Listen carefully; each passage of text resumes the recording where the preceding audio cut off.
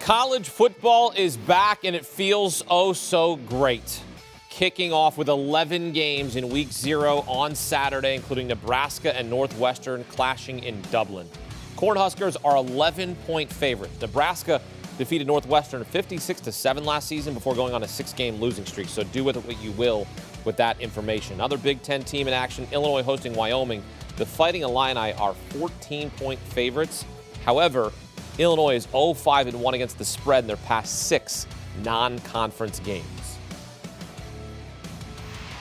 All right, back here with Vegas insider Todd Fuhrman. College football is back. It's spectacular. We're going to start in Dublin, where Nebraska fans are showing up in droves. Scott Frost calling Dubs. He's calling Dublin Nebraska East. I mean, this is pretty wild if you've seen some of the video of the fans. Cornhuskers are 11-point favorites against Northwestern. What's your approach in this game? I mean, who can blame Nebraska fans? You have to imagine there are a few pubs and that sort of thing that are a little bit better to partake in Dublin than what you're going to get even on a game day weekend in Lincoln. And you mentioned Nebraska's season last year. They finished 3-9. They were significantly better at the betting window. But one of their main triumphs came against this very same Northwestern team, a game where they rolled up more than 600 yards on offense. They held Northwestern in check and won the game by 40+. But the one thing about this Northwestern side that's plagued them ever since Scott Frost took over is they don't do the little things well, whether it's special teams, whether it's penalties, you name it, Nebraska finds a way to self-destruct. And I think that's part of the reason that you've seen a major move in this particular game, with Nebraska originally being bet up to nearly a 2-touchdown favorite in that 13.5 range, and the price now coming back hovering right around 11.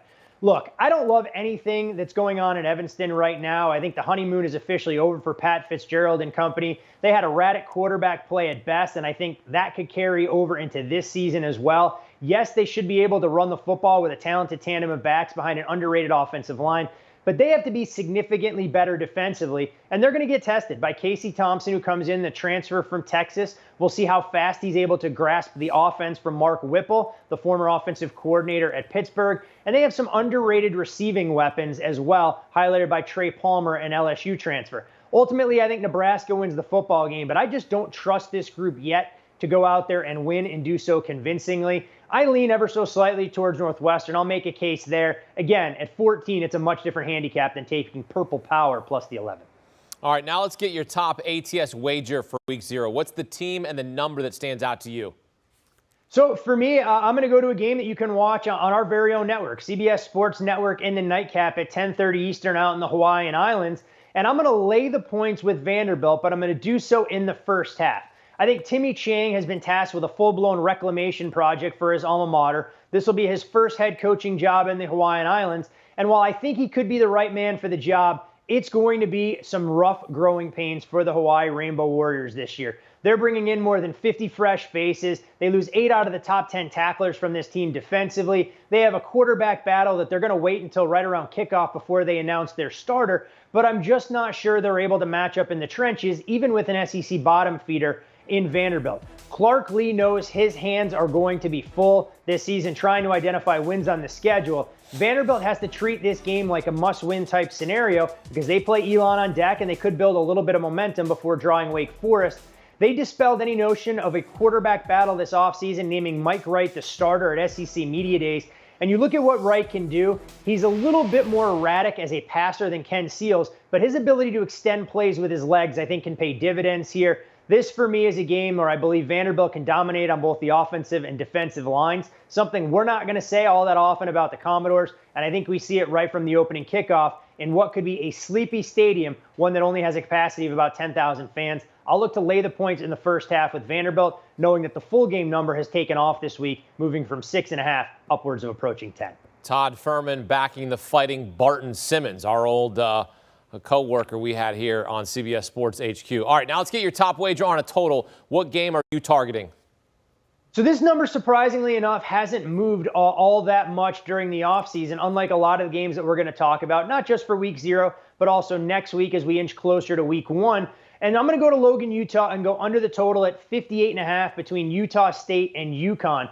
When you're looking at this Utah State Aggies team, they were one of the biggest overachievers in all of college football a season ago. Blake Anderson deserves full marks with the improbable run to a conference championship that they followed up with an upset of Oregon State in their bowl game as well. But there have been murmurs about the health of Logan Bonner, their starting quarterback, and knowing that Utah State has Alabama on deck, a game where they'll be almost a 40-point underdog in week 1, it wouldn't shock me that if Bonner is at all limited, that they're going to look to try and run the ball a little bit, get things going on the ground, and let that clock keep moving against an inferior opponent in UConn.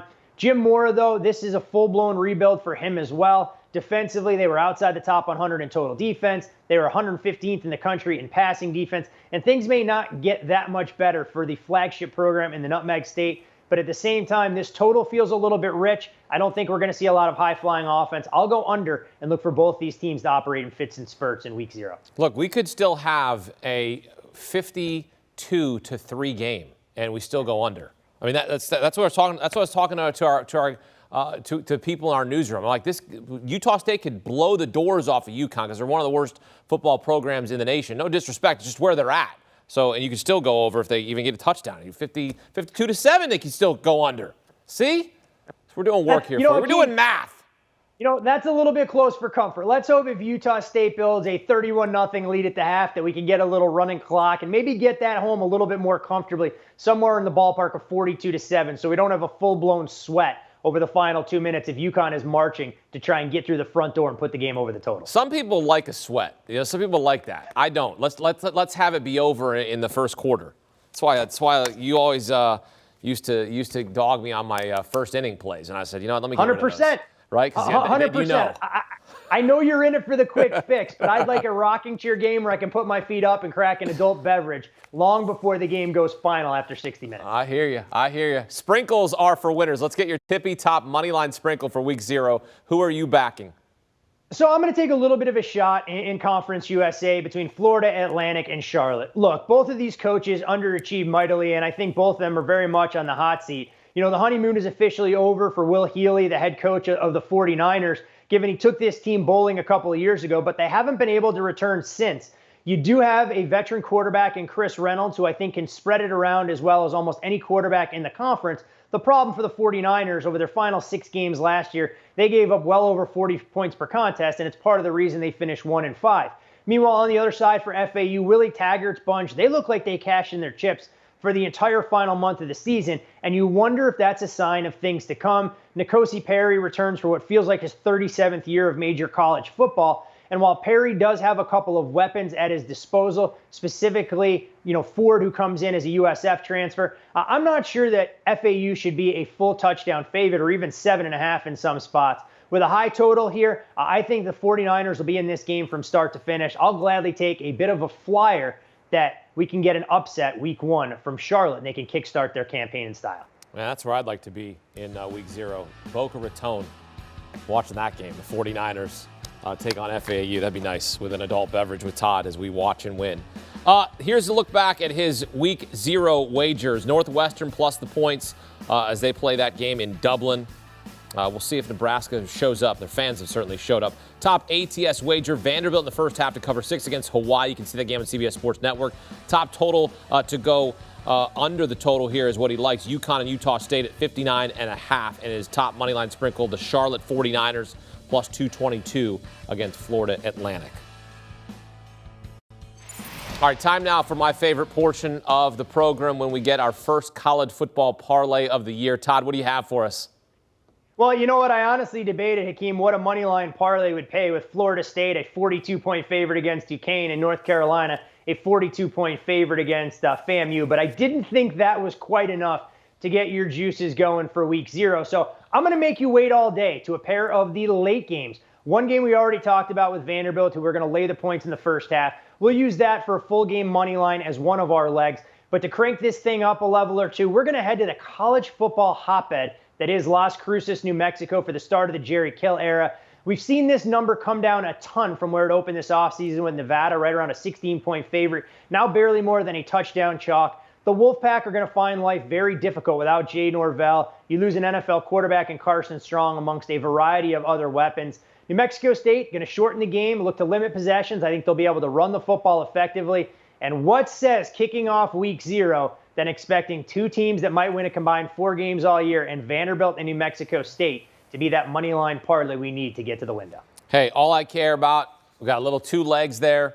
and college football's back, and it's spectacular. And here we are talking to one of our favorite guys, Todd Fuhrman, here on CBS Sports HQ. Take a screenshot of this. Vanderbilt on the money line against Hawaii, and New Mexico State also on the money line against Nevada, pays at better than 3-1 in week 0. Do you want a sports network that delivers everything that matters about the game? The highlights, the picks, the instant analysis, no yelling, no fake debates, no politics. Hit the subscribe button and never miss a moment.